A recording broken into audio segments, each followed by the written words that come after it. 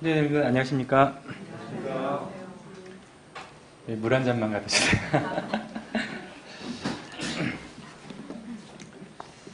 네, 오늘 본문 말씀은 여호수아서 1장 말씀 보도록 하겠습니다.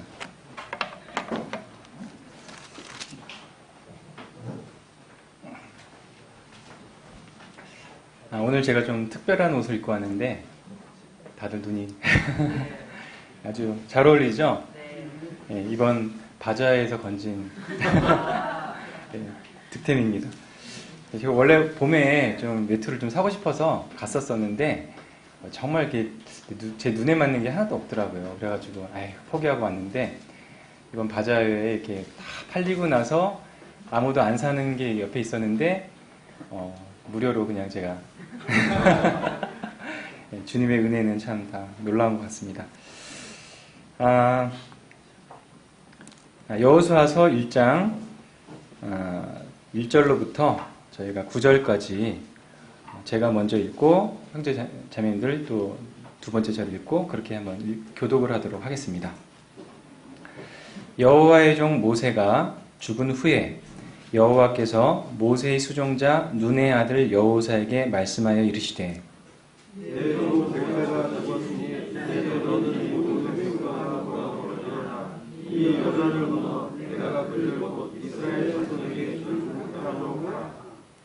내가 모세에게 말한 바와 같이 너희 발바닥으로 밟는 곳은 모두 내가 너희에게 주었노니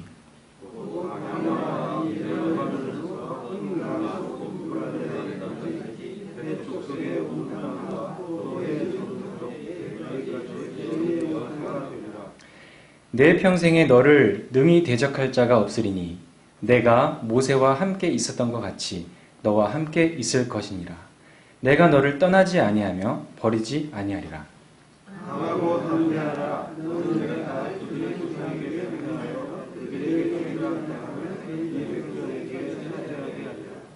오직 강하고 극히 담대하여 나의 종 모세가 내게 명령한 그 율법을 다 지켜 행하고 우로나 좌로 치우치지 말라. 그리하면 어디로 가든지 형통하리니 이 율법책을 내 입에서 떠나지 말며 주야로 그것을 사랑하여 내가 내 기록으로 다 지켜라. 그리하면 내 길이 평안하게 될 것이니 내가 네게 명한 것이 아니냐. 강하고 담대하라. 두려워하지 말며 놀라지 말라. 내가 어디로 가든지 내 하나님 여호와가 너와 함께 하느니라 하시니라. 네, 본문이 좀 이제 길긴 했습니다. 이 본문 말씀은 어떻게 보면은 우리 그리스도인들에게 해당하는 그 말씀이라고 생각이 들고, 사실 우리가 개인적으로 살다 보면 너무 이렇게 어렵고 뭐 이런 케이스들이 많고 하니까 좀 위축되고 그렇게 살 때가 많이 있습니다. 그런데 하나님께서 저희들에 대한 그 계획은 정말 이 여기에 나와 있는 말씀처럼 적극적이고 뭐 어마어마한 이 영토를 저희들이 허락하시고 그것을 뭐라고 표현하셨냐면은 내 발이 밟는 곳, 우리가 걸어가면서 막 밟는 이 곳이 바로 너희 것이 될 것이다, 이렇게 말씀을 하셨습니다. 그리고 이 말씀에는 하나님의 영원한 임재가 내가 너희와 항상 함께 할 것이다. 그래서 너희는 두려워하지 말아라. 이렇게 하신 이 하나님의 놀라운 임재가 있다라고 하는 것을 보게 됩니다. 저희 평생에도, 그리고 또한 그러면 어떻게 하면 우리가 이제 또 그렇게 걸어갈 것이냐? 이 율법책을, 모세에게 준 율법책을 네가 항상 다 지켜서 행하고 그것을 날마다 묵상하고 그렇게 걸어가라, 이렇게 하셨습니다. 이것은 우리 그리스도인들이 이 세상에 살아가면서 어떻게 우리가 살아가야 할까 하는 것에 대한 아주 굉장한 그 정답이라고 생각이 듭니다. 근데 이 말씀을 제가 이렇게 보면서 굉장히 이 부분과 유사한 말씀이 있다라는 생각이 들었어요. 들었는데, 형제자매님들은 이 말씀을 보시면은 신약에, 물론 이 부분은 좀 짧지만은 굉장히 유사한 말씀이 있을 거라고 생각이 드실 텐데, 혹시 어느 부분이라고 생각이 드십니까? 맞습니다. 우리 같은 박수를 쳐주셔도 네, 감사합니다. 저도 똑같은 말씀을 생각을 했어요. 그래서 이 마태복음 28장 19절과 20절을 보시면은 우리 형제님이 너무나 잘 아시는 이제 말씀이지만 같이 찾아서 제가 봉독을 해드리겠습니다. 그러므로 너희는 가서 모든 민족을 제자로 삼아 아버지와 아들과 성령의 이름으로 세례를 베풀고 내가 너에게 분부한 모든 것을 가르쳐 지키게 하라. 볼지어다 내가 세상 끝날까지 너희와 항상 함께 있으리라 하시니라. 죄송합니다. 우리 형제님이 찾아주셨는데 제가 주일학교에 사는 것처럼 박수 쳐달라고 그렇게 습관이 좀 오래가는 것 같습니다. 감사합니다.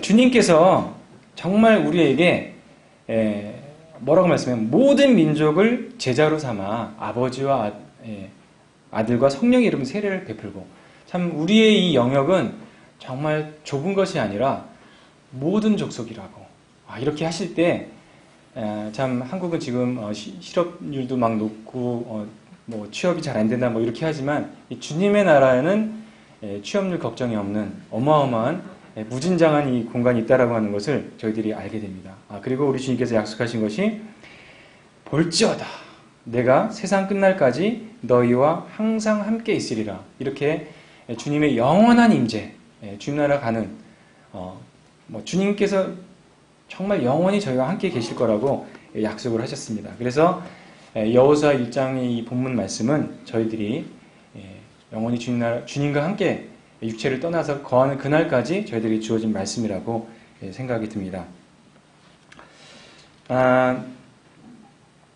제가 이제 지난번 강단에서 이제 말씀을 로마서 6장에 관련해서 이제 말씀을 보았는데 사실은 이 여호수아 말씀은 그 로마서 6장에 우리의 그 구원 이후의 삶에 대해서 굉장히 자세하게 나와 있기 때문에 제가 그 부분을 다시 한번 짚고 가도록 하겠습니다.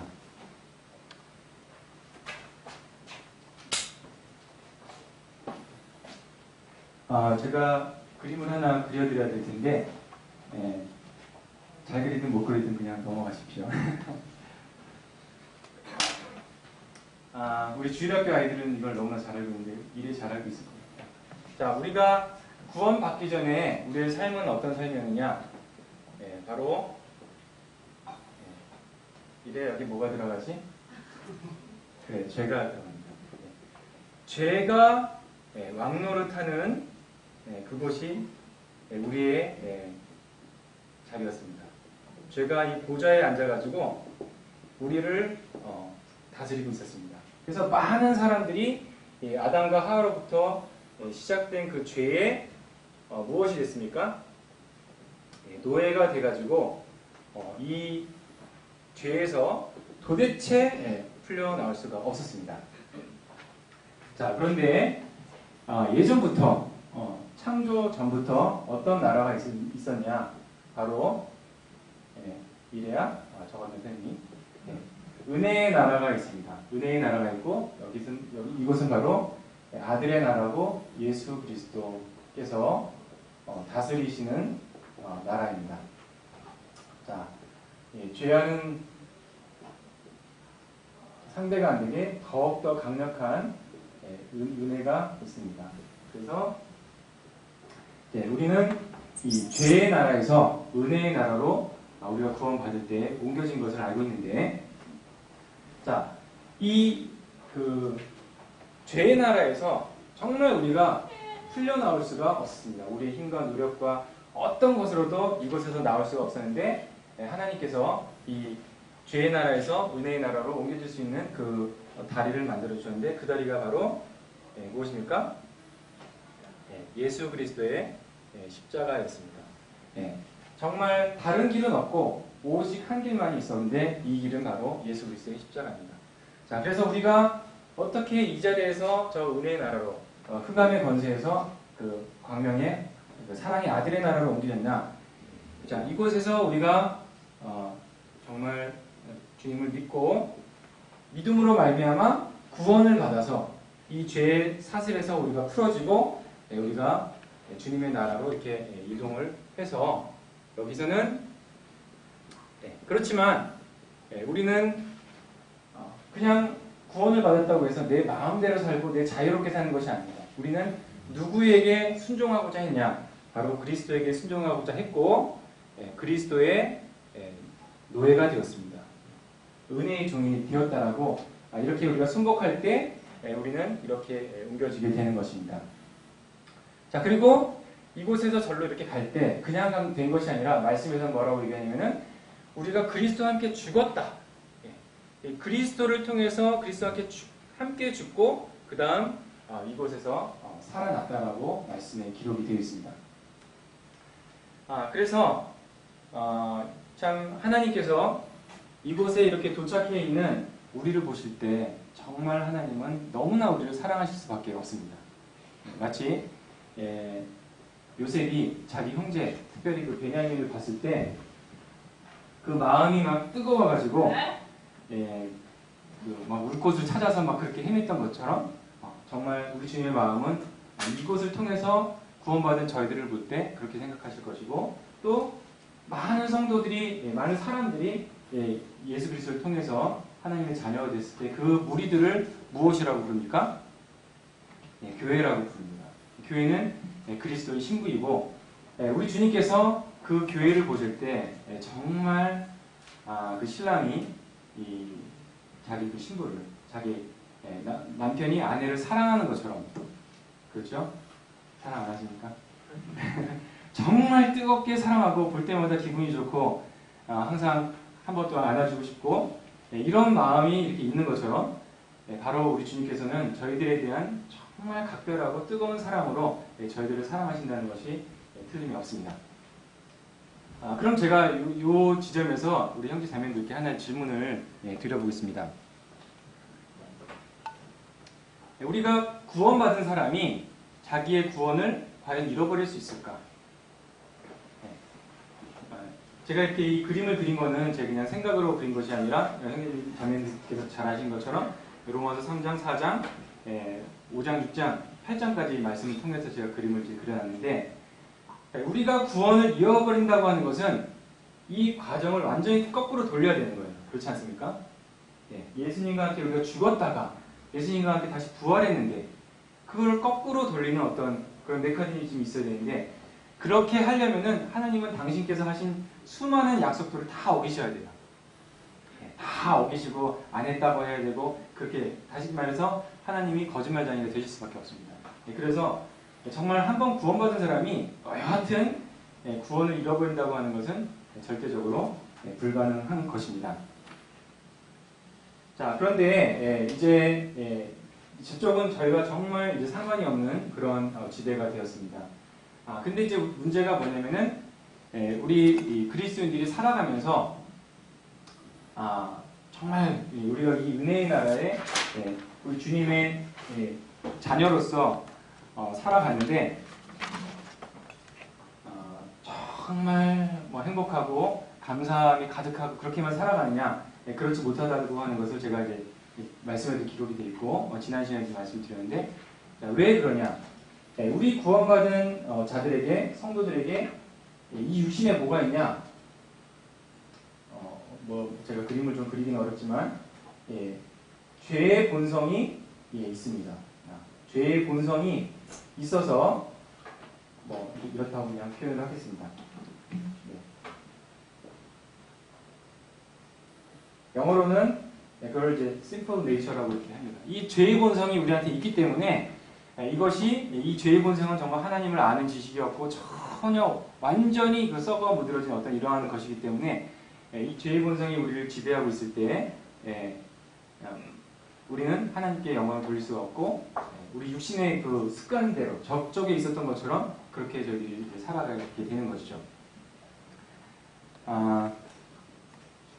그래서 제가 지난 시간에는 이 죄의 본성은 우리한테 마치 택배처럼 다가온다고 제가 말씀을 드렸는데 그때로부터 해서 제가 지금까지 저를 이렇게 살펴보니까 택배처럼 오는 게 아니라 다 웃으시는 것 같은데 카톡처럼 오는 것 같아요.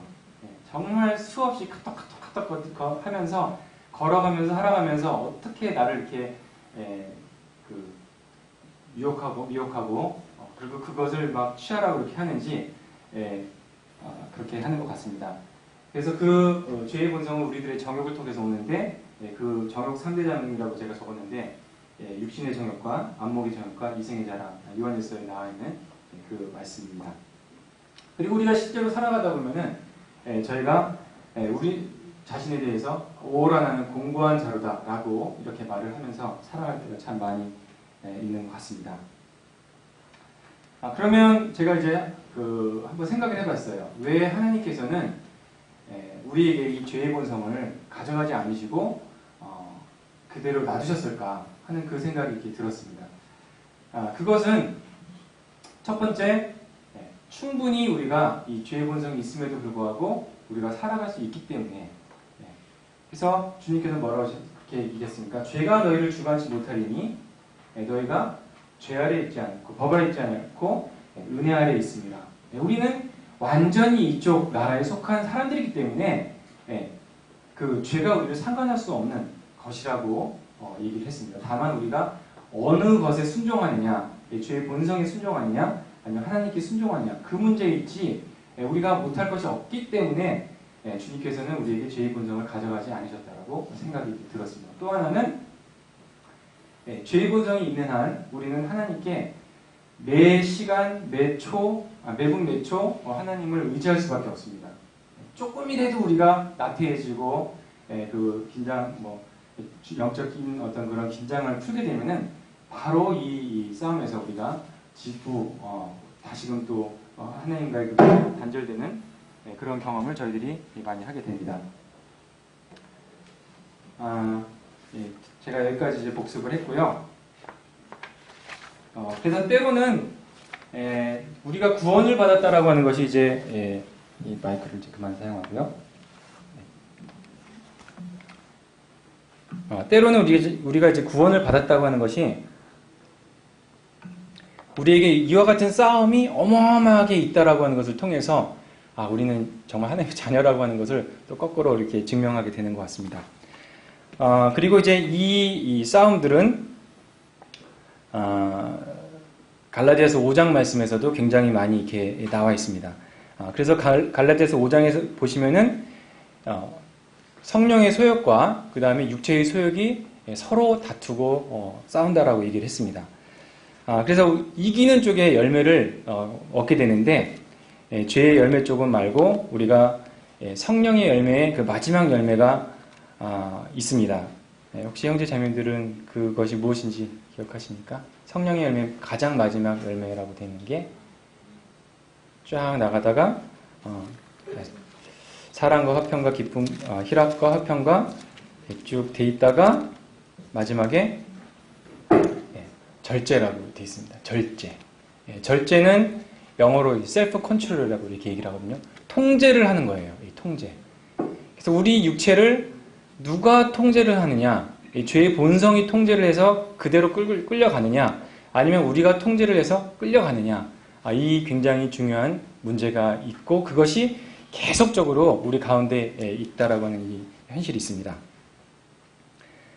우리 그리스도인들의 삶에 대해서 말씀하시고 또 우리 그리스도인들에게 말씀하실 때 또 다른 측면이 있는데 마태복음 14장에서는 그 씨 뿌리는 자의 그 비유가 나와 있습니다. 그래서 그 좋은 씨가 이렇게 뿌려졌을 때 그 뿌려지는 그 결과는 100배, 60배, 30배의 어떤 그런 결실에 어마어마한 그런 결실이 나와 있습니다.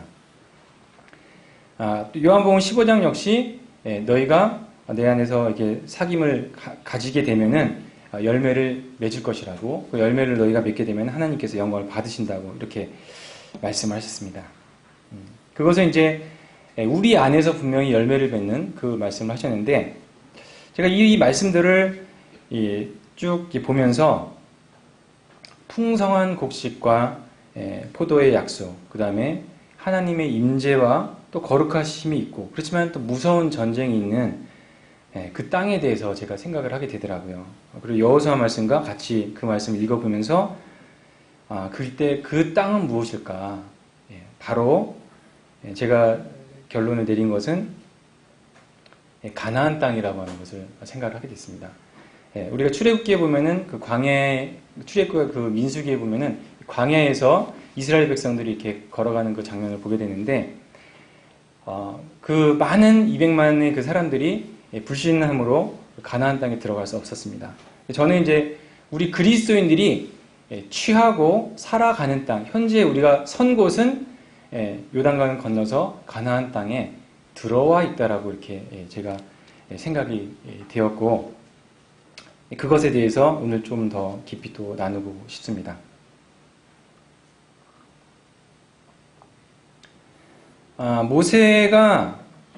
모세는 가나안 땅에 들어갔습니까? 못 들어갔습니까? 못 들어갔습니다. 우리는 그 너무나 놀라운 그 두 지도자가 광야와 가나안 땅에 있는 것을 이제 보게 되는데, 그것은 정말 요한복음 1장 17절에 율법은 모세로 말미암아 주신 것이요 은혜와 진리는 예수 그리스도로 말미암아 온 것이다. 이렇게 두 가지를 굉장히 명확하게 이제 분류를 해놨습니다. 그래서 이 모세와 여호수아의 그 관계는 바로 율법과 우리 주님의 율법과 그 은혜의 관계라고도 이렇게 생각이 듭니다. 굉장히 그런 것들을 많이 보여줘요. 어떻게 해서 그러냐? 모세는 우리가 알 때 정말 너무나 놀랍고 완벽한 사람이었습니다. 하나님 말씀을 다 순종한 사람이었는데, 그가 가나안 땅, 정말 그가 보고 싶고 들어가고 싶고 젓가 끓이는 그 약속의 땅에 들어가지 못한 이유는 많은 죄를 지어서가 아니었습니다. 그렇지 않습니까? 바로 한 가지 죄. 하나님께서 말로 명해서 반석에게 물을 내어라 이렇게 말씀하셔야 되는데, 말을 해야 되는데, 그거를 이제 옛날의 습관대로 쳤어요. 하나님께서 이제 그것 때문에 진노하셔가지고 너는 가나안에 들어갈 수 없다. 딱 하나의 이 범죄, 범죄라고 하기도 좀 그런 우리가 생각할 땐 그것을 통해서 하나님 말씀을 순종하지 않았기 때문에 범죄죠. 그것을 통해서 모세는 가나안 땅에 들어갈 수 없었습니다. 그리고 그 백성들도 마찬가지였습니다. 여러 가지 죄를 사실 짓긴 했지만은 결론적으로 그 불신함으로 말미암아 그 백성들이 이 가나안 땅에 들어갈 수 없다라고 하는 것은 율법이 가지고 있는 한계와 정말 우리가 율법을 통해서는 결단코 가나안 땅에 들어갈 수 없다라고 하는 것을 보여주고 있습니다. 자, 그러면은 가나안 땅에 누가 들어가냐면은 그 많은 이스라엘 백성들 딱 두 사람, 여호수아와 갈렙만이, 그리고 20세 이하의 그 자녀들이 들어갈 수 있었습니다. 이 부분은 굉장히 놀라운 또 비유적인 부분이 이렇게 있다고 저는 생각이 드는데, 바로 여호수아라고 하는 그 이름이 우리는 신약에서 누구냐 하면은 예수라는 그 이름과 똑같은 이름입니다. 구약의 여호수아가 신약의 예수, 또 히브리 발음은 예수아라고 하는데 동일한 이름을 두 분이 가지고 공유하고 있는 거죠.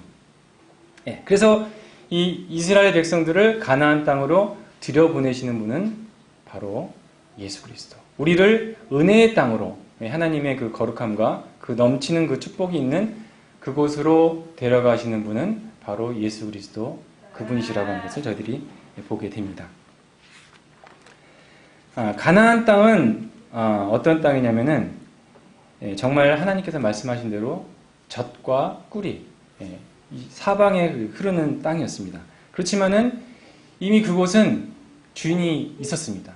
가나안 민족들이 선점했고, 정말 그곳은 너무나 풍족한 땅이었지만 가나안 백성들이 그 죄악으로 그 땅을 다 황폐하는, 하나님 보실 때는 죄악이 가득한 그런 땅이었고 심판이 필요했던 곳입니다.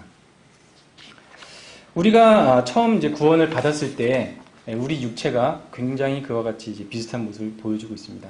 우리 안에는 선한 것이 없고, 정말 우리는 여러 가지 습관과 죄의 이런 영역에 참 점거가 되어 있는 그런 부분이었습니다. 절대로 길들여진 것이 없고 하나님을 경외하는 것이 없는 그러한 자신이 바로 저희들이었습니다.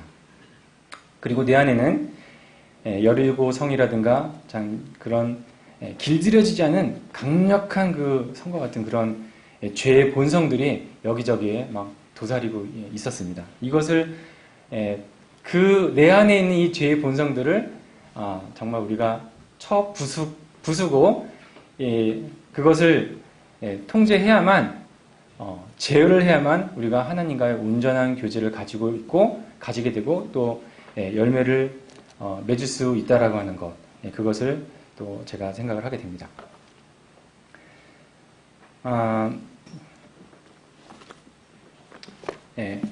여호수아가 이제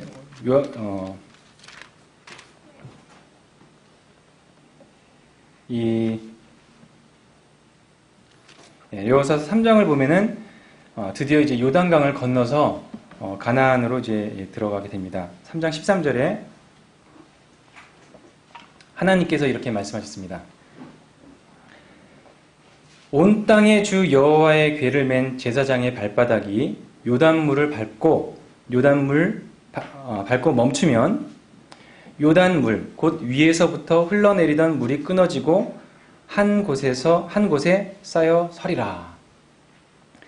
보통 요단강의 그 폭은 27m에서 30m 정도의 폭을 유지한다고 합니다. 그러니까 우리 교회당 한 두 개 정도 넓으니까 그렇게 넓은 건 아니에요. 에게게게게 이렇게 생각할 수 있는데, 근데 이제 이제 그때 이 3장 15절 말씀 보면은 요단이 곡식 거두는 시기에는 항상 언덕이 넘치더라.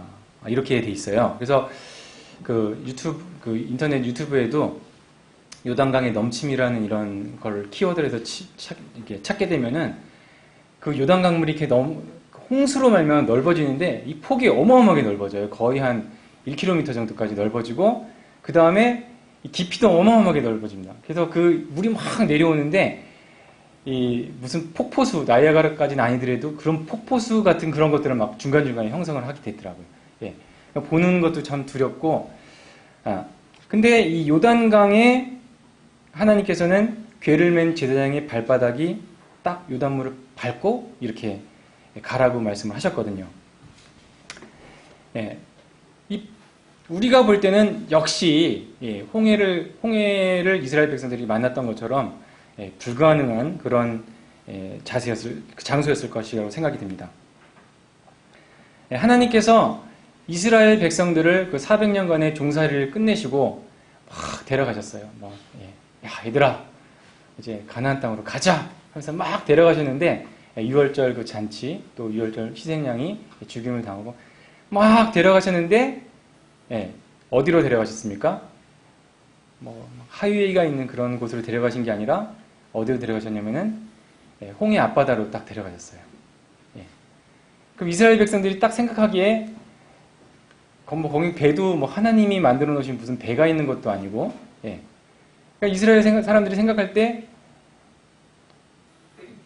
우리가 다다른 것이 홍해고 뒤에서는 이집트 군사가 어마어마하게 쳐들어오니까 순간적으로 불신이 목에까지 왔겠죠. 우리가 무슨 레밍이야? 여러분들 레밍 아십니까? 저기 유럽산 들쥐인데 얘네들이 수가 늘어나면은 여기저기 달리다가 갑자기 어마어마한 떼를 이루더니 바닷물로 빠져 죽는 거예요. 톡톡톡톡 이렇게 아무도 못 말리고 어마어마한 수가 이렇게 그게 이제 레밍인데 아마 그 사람들은 굉장히 그렇게 불만을 얘기했을지 모르겠습니다. 저도 아마 그랬을 것 같아요. 하나님이 우리를 구원해 주신다고 하시더니 이런 홍해 바다를 우리 앞에 딱 두셨어 이런 자 그때 그들이 이 하나님 말씀에 의거해서 발을 내딛는 것 그것은 바로 그리스도인들의 죽음을 분명히 의지하는 것입니다. 우리가 그리고 이 이스라엘 백성이 40년간의 또 광야 생활을 마치고 가나안 땅으로 들어갈 때 그 창이라는 요단강 물 발을 딱 딛고 한 걸음 더 하면 휩쓸려서 가는 이곳에 발을 내딛는다고 하는 것은 하나님의 말씀에 의거해서 정말 우리 자신을 주님께 맡기고 나는 죽었다라고 선포하는 그 모습일 수밖에 없다라고 하는 것을 제가 생각을 하게 됐고 그들이 그렇게 했습니다. 하나님의 말씀을 의지해서 탁 발을 디뎠을 때 하나님께서는 그 요단강 물을 거기서 멈추시고 세우셨습니다. 세우시고 나머지 물은 사해로 가고 그 흘러내려오는 그 창이라는 물들은 어디까지 가냐면은 아담읍이라고 하는 그 도시까지. 그러니까 분명히 그 아담이라고 하는 것을 언급하셨을 때에는 우리의 모든 죄, 아담으로부터 흘러나는 모든 죄를 우리 주님께서 거꾸로 다 용서하시고 도말하셨다라고 하는 것을, 없으셨다라고 하는 것을 거기서 저희가 분명히 볼 수 있는 것 같습니다. 너무나 아름답고 또 장엄한 이 광경을 저희 함께 나누었습니다. 또 제가 이 부분을 보다가 문득 그 생각이 들었습니다. 이때 여호수아가 나이가 몇이 됐을까? 말씀을 이렇게 여기저기 찾아봤는데 여호수아가 110세에 주님께로 가신 것은 나와 있지만 몇 세다라고 하는 것은 이제 나와 있지는 않습니다. 그런데 이제 여호수아와 함께 나왔던 그 갈렙의 나이가 있는데, 갈렙은 40세에 그 이스라엘을 정탐을 했고, 그리고 40년간 또 광야 생활을 했습니다. 그래서 여하튼 갈렙은 80세 이상이 이제 넘었다라고 하는, 그때쯤 됐다라고 하는 것을 볼 수가 있습니다. 여호수아 역시 이 정복 전쟁의 그 길이를 따라서 그것이 16년 정도 보통 사람들이 보는데, 그렇게 보면은 그 정도로 보게 되면은 여호수아가 가나안 땅에 들어갈 때 나이는 94세 정도가 되더라고요. 이 부분에 있어서도 참 형제자매님들께서도 80에 주님을 새로운 그 나라에게 들어간다고 하는 것은 우리한테 어떤 의미를 주고 있는가. 제가 알기에는 우리 모임에는 80세 넘으신 분이 없으신 것 같은데 맞나요? 네. 이것은 분명히 역시 우리가 주님을 따라가고 주님을 섬기기 위해서는 우리는 내 자신에 대해서 죽음을 선포하고 우리 육신의 것은 하등의 도움이 되지 않는다라고 하는 것을 인정하고 그때에서야 우리가 주님과 함께 동행할 수 있다라고 하는 것. 물론 젊다라고 해서 그것이 못한다는 게 아니라는 걸 분명히 아시죠? 영적으로 우리가 하나님과 함께 하나님 앞에서 죽었다. 나는 내 육신은 아무 쓸모가 없다. 오로지 주님의 뜻에 모든 것을 맡기며 걸어간다라고 하는 것을 보여주시는 것 같습니다. 4장 23절 말씀은 참 또 장엄한 말씀이어서 제가 또 한번 읽고 넘어가겠습니다. 23절은 제가 읽고 24절은 우리 형제 자매님들께서 읽으시면 고맙겠습니다. 여호수아 4장 23절입니다. 너희의 하나님 여호와께서 요단물을 너희 앞에서 마르게 하사 너희를 건너게 하신 것이 너희의 하나님 여호와께서 우리 앞에 홍해를 말리시고 우리를 건너게 하신가 같았나니.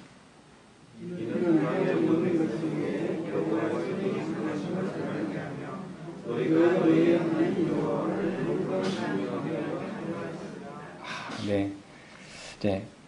땅의 모든 백성에게 여호와의 손이 강하신 것을 알게 하며, 땅의 모든 백성에게 여호와의 손이 강하게 하심을 알게 하며, 너희가 너희의 하나님 여호와를 항상 경외하게 하려 하심이니라. 그래서 우리의 시작은 예수 그리스도와 함께 시작이 됐고, 그분의 죽으심과 함께 우리 그리스도의 삶이 시작이 됐다라고 하는 것을 보게 됩니다. 이제 여호수아가 정말 200만 명이 넘는 그 주의 백성을 데리고 가나안 땅으로 들어왔습니다. 발을 딱 디뎠어요. 디디고 앞으로 이제 전진해서 나갈 때 그가 그 여호수아 앞에 이제 보여지는 것은 정말 너무나 잘 만들어진 정말 문명화가 된 그런 여리고성이 다 버티고 있었습니다. 기뻤을까요? 여호수아의 마음은 어땠을까요? 그걸 보면서 와, 주님 감사합니다. 이제 저걸 다 무너뜨리고 우리가 다 무너뜨리고 가겠습니다. 이렇게 막 기쁨에 넘쳐서 막 그렇게 갔을까요? 지금 형제 자매에 대한 마음과 비슷한 것 같아요. 그 어마어마한 그 여리고성을 보면은 낙담이 되고, 비록 정말 하나님께서 우리를 도와주실 것을 알지만은 너무나 마음 가운데 어떤 스트레스라든가 이런 것이 다가왔을 것 같아요. 그때 하나님께서 여호수아에게 무언가를 보여주셨습니다. 5장 13절입니다. 13절을 제가 읽고 14절을 형제 자매님들 읽어주시면 고맙겠습니다. 5장 13절입니다. 여호수아가 여리고에 가까이 이르렀을 때 눈을 들어 본즉 한 사람이 칼을 빼어 손을 들고 마주 서 있는지라. 여호수아가 나아가서 그에게 묻되 너는 우리를 위하느냐 우리의 적들을 위하느냐 하니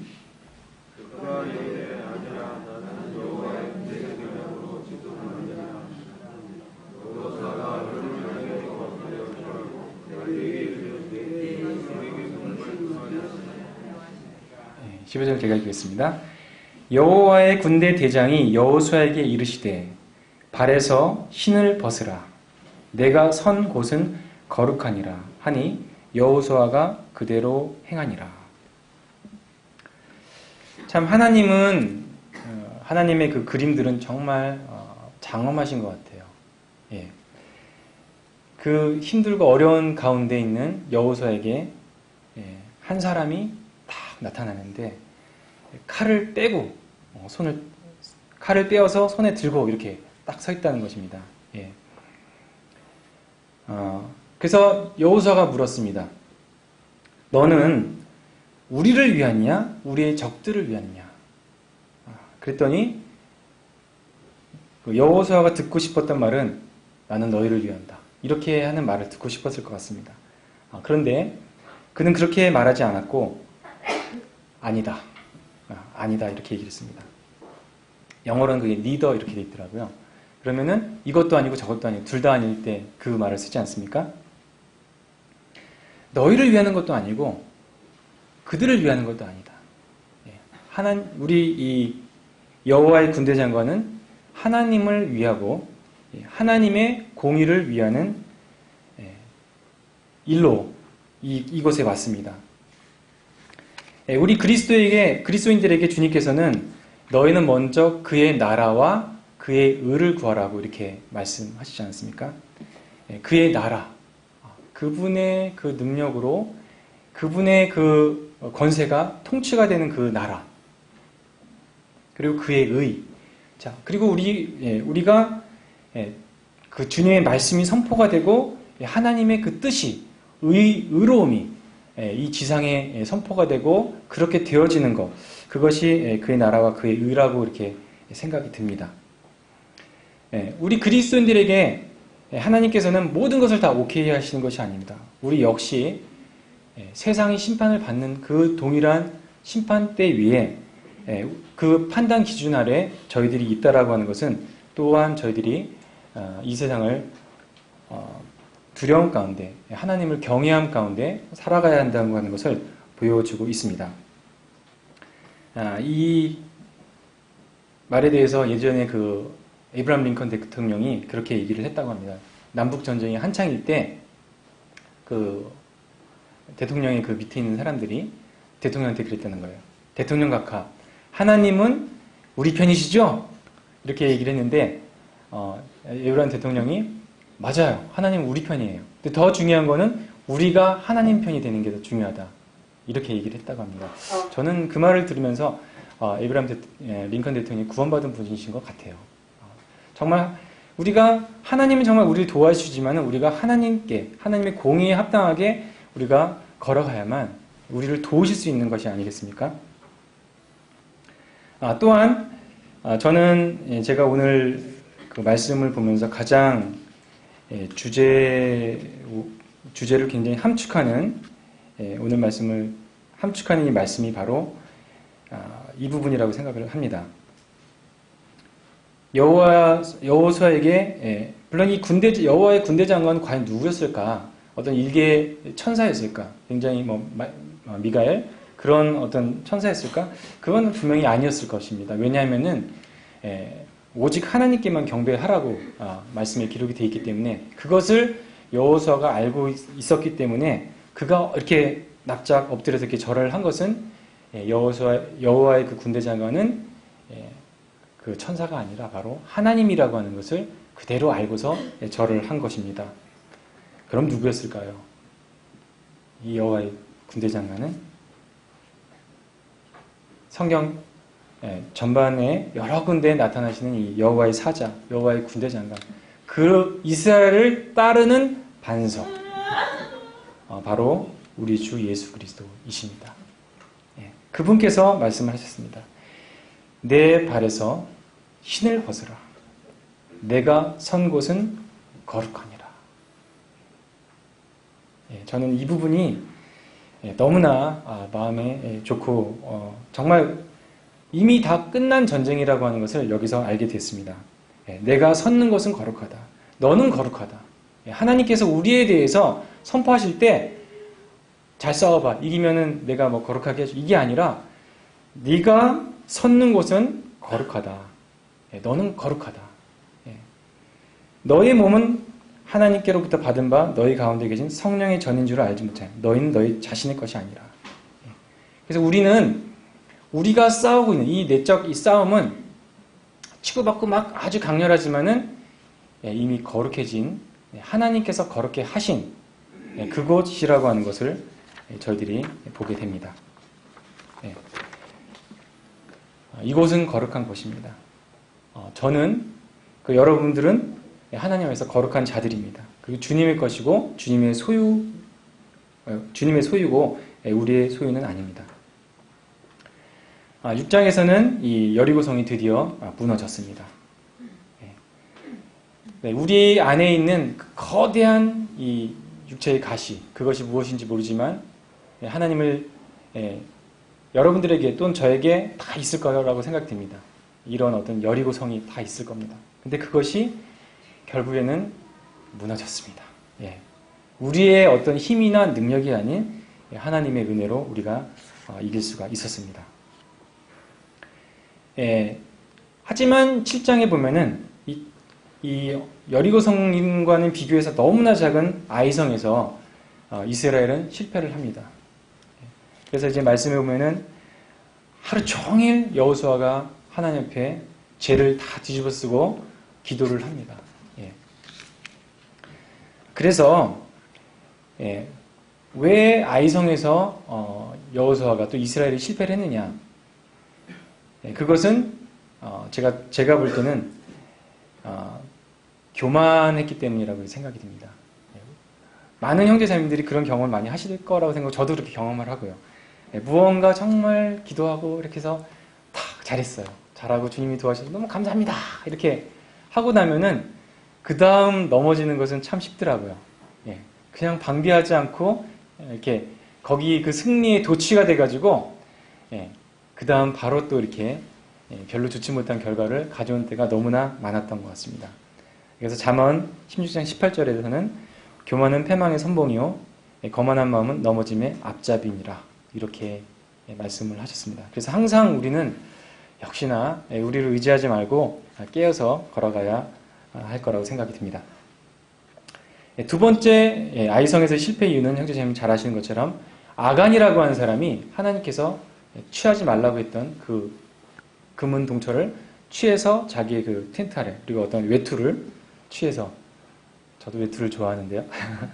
취해서 이렇게 놨기 때문에 아무도 모르는 그런 죄였습니다. 근데 하나님도 그냥 넘어가실 수도 있었던 부분 제 생각에 넘어가도 아무도 몰랐을 텐데 정말 하나님은 거룩하시고 의로우신 분이셔서 그 죄를 너무나 작은 죄 200만 명의 그 이스라엘 백성이 있었다면은 200만 분의 1의 그 조그만 작은 죄 이것을 하나님은 용납하실 수 없다라는 겁니다. 왜냐하면은 그 땅은 이 거룩한 땅입니다.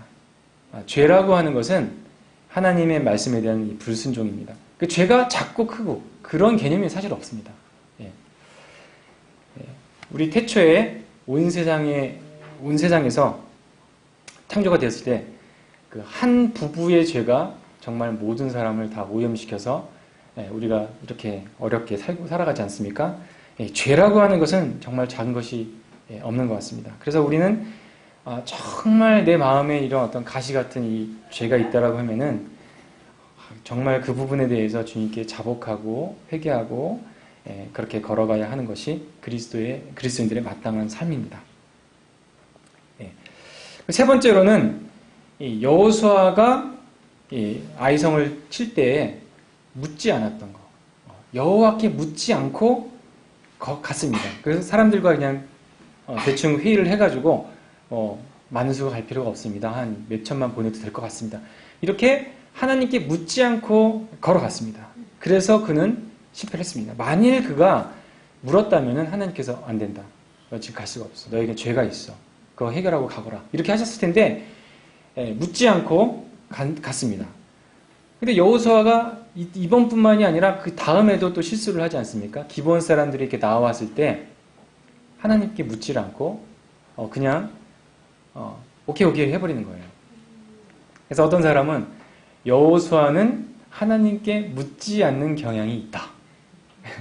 저는 그렇게 얘기를 했는데 우리 형제 자매님들 웃으신 것처럼 저도 웃었거든요. 근데 사실은 저한테도 하나님께 묻지 않는 경향이 많아요. 본성이, 이 죄의 본성이 그런 것 같습니다.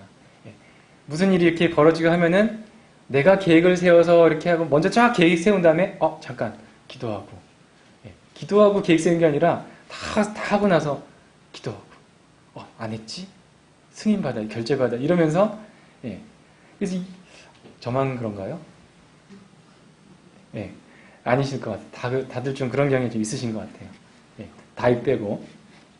근데 다윗도 묻지 않고 할 때가 많이 있었죠. 그래서 참 우리의 이 본성적인 성향이 주님을 믿지 않고 이렇게 의뢰하지 않고 하는 것이 우리의 성향이 있습니다. 그렇지만 또 하나님과 우리 관계는 너무나 놀라운 것이 예수 그리스도의 보혈이 우리 사이에 있기 때문에 여호수아가 이렇게 딱 엎드리고 죄의 문제를 해결했을 때 하나님께서는 다시 이스라엘을 놀랍게 세워주십니다. 형제님들 그런 경험 하시지 않습니까? 내가 정말 무슨 잘못이 있어서 회개가 되고 주님 앞에 딱 뉘우치게 되고 또 주님 말씀을 의뢰해서 딱 엎드렸을 때 무릎을 딱 피면서 일어나는 순간 정말 다시금 그 기쁨이 구원의 그 기쁨이 내 마음 가운데 가득 차면서 하나님을 찬양하게 되는 참 우리 하나님은 참 놀라우신 것 같아요. 다시 묻지 않으세요. 여호수아한테 야 너 그때 잘못했잖아. 아간의 죄를 이렇게 기록으로는 남지만 그것을 가지고 우리의 물론 그 결과는 죄의 결과는 항상 따라가죠. 그렇지만은 우리와의 그 교제 관계에 있어서 하나님께서는 그것을 전혀 다 잊어버리시고 정말 우리의 나는 아침은 날마다 새롭게 해주시는 놀라운 하나님의 은혜 가운데 저희들이 걸어가게 됩니다. 그 아이성의 그 전투를 할 때 보면은 제가 이렇게 쭉 그 말씀을 이렇게 보고 또 이렇게 막 읽어주는 그런 성경 있잖아요. 그런 거 들어보면은 이 전쟁이 아이성은 굉장히 조금 했지만 그냥 한 게 아닌 것 같아요. 정말 목숨을 걸고 이스라엘 백성들이 그렇게 싸웠다는 그게 굉장히 많이 느껴지더라고요.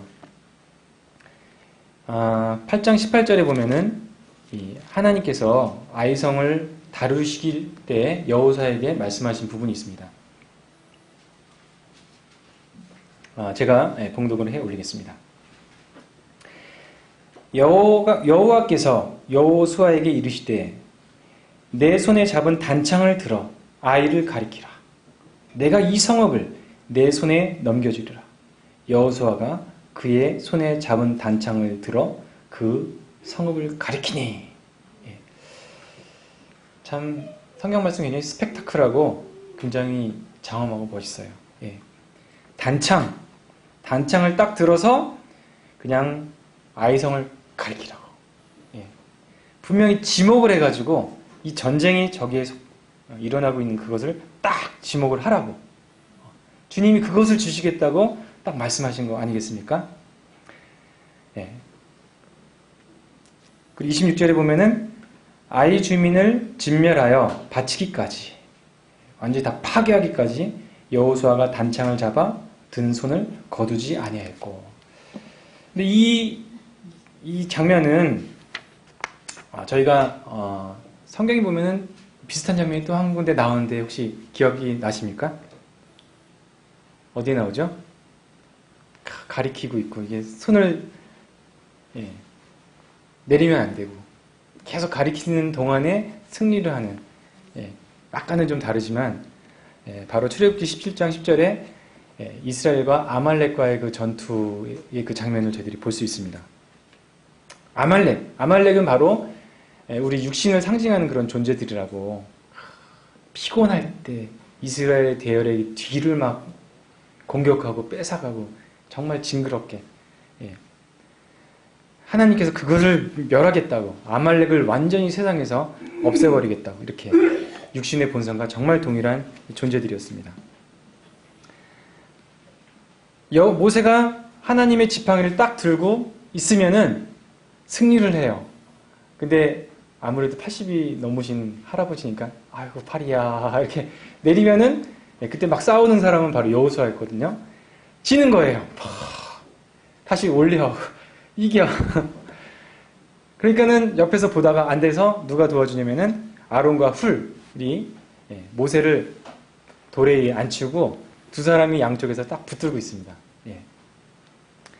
바로 이것은 우리에게 무엇을 가르쳐 주냐면은 기도, 하나님께 향한 열렬한 부르짖음, 이 간구, 승리에 대한 열정, 이것을 보여줍니다. 물론 기도 자체가 무슨 기도를 몇 시간 했다 이런 게 중요한 게 아니라는 거 다 아시죠. 그렇지만 이 기도를 통해서 하나님과 뜨거운 관계, 내면의 그 깊은 관계를 저희들이 추구하고 가질 수가 있습니다. 역시 그리고 이것은 합력해서 이루어진다라고 하는 것을 저희들이 보게 됩니다. 때로는 정말 내가 하지 못할 때, 할 수 없을 때 기도하면은 하나님께서 다른 성도를 일으켜 주셔가지고 어떤 일을 처리하게 해주시고, 그런 것들을 저는 이제 모임에서 참 많이 보게 되는 것 같아요. 그래서 우리는 정말 기도의 공동체고 영적인 이런 공동체로서 정말 그 그물처럼 엮여져 있는 이런 자들이라고 생각을 하게 됩니다. 그래서 성경에 보면은 승리할 때 기도 없이 승리하는 것이 없습니다. 그래서 다윗이 전쟁을 할 때 그는 정말 주님께 많은 기도로 주님의 그 뜻을 분별하면서 나갔고, 제가 여러 형제 자매들도 이 말씀들 많이 좋아하시겠지만은 열왕기 상 20장에 보면은 그 여호사밧이 이제 기도를 할 때가 있어요. 그 기도 장면 제가 읽지는 않겠습니다만, 기도할 때 어마어마한 그 군대가 자기를 향해서 오는데 힘이 너무 작은 거예요. 그래서 강한 자와 약한 자 사이에는 도와주실 분이 하나님밖에 없습니다. 우리가 생각할 때 내 안에 그 여리고와 같은, 그리고 내 밖에 있는 그런 상황들을 우리가 정말 대적할 수 있는 힘이 없습니다. 그때 우리가 기도하고 엎드려서 기도했을 때 주님께서 우리에게 승리를 주시는 거. 그래서 그런 싸움은 바로 믿음의 선한 싸움이고, 디모데 전서의 말씀에 나와 있는 것처럼, 그리고 자기 자신을 쳐서 복종하는 것, 고린도서 9장에 나오지 않습니까? 그렇게 되었을 때 아이성에서 여호수아가 승리를 하게 되었습니다. 디모데 후서 2장 1절을 제가 찾아서 읽어드리겠습니다.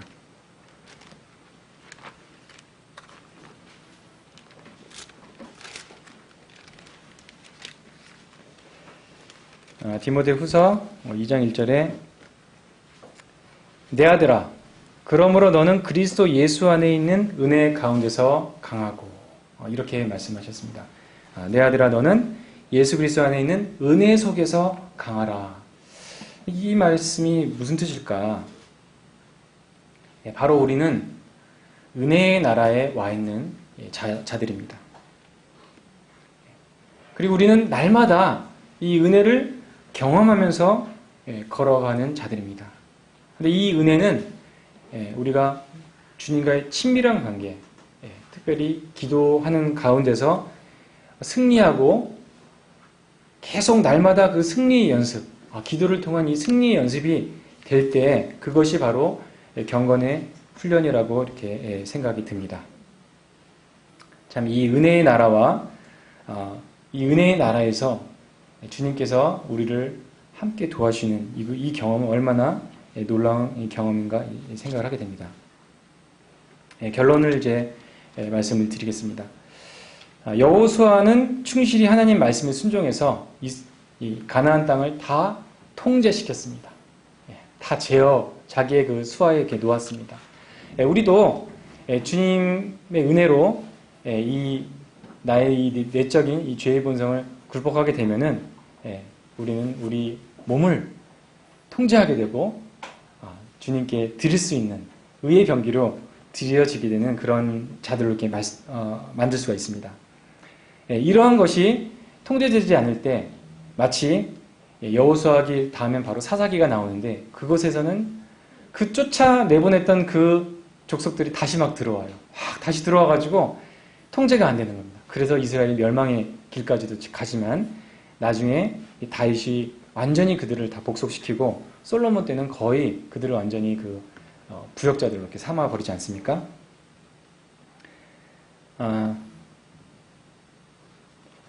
여호수아 5장 말씀을 제가 읽고 마치겠습니다. 내 발이 선 곳은 거룩한 것이라. 내 발이 선 곳은 거룩한 곳이다. 여호수아는 이미 여호수아는 승리를 했습니다. 우리 주님 역시 승리하셨고 앞으로 승리를 하실 것입니다. 그리고 주님이 오셔서 몸의 구속이 이루어지는 그때 우리는 완전한 굴복이 이루어졌다라고 하는 것을 깨닫게 될 것입니다. 주님께서 주신 이 놀라운 힘과 능력 그리고 사역에 대해서 주님께 감사드리고요. 우리 서로를 위해서 기도하며 싸우며 이기고 나아가게 되기를 바랍니다. 우리 태국으로도 우리 청년 형제 자매님들께서 24일, 25일 이렇게 출발하시는데 함께 이 승리를 맛볼 수 있도록 많은 기도 또 부탁을 드리겠습니다. 이상입니다.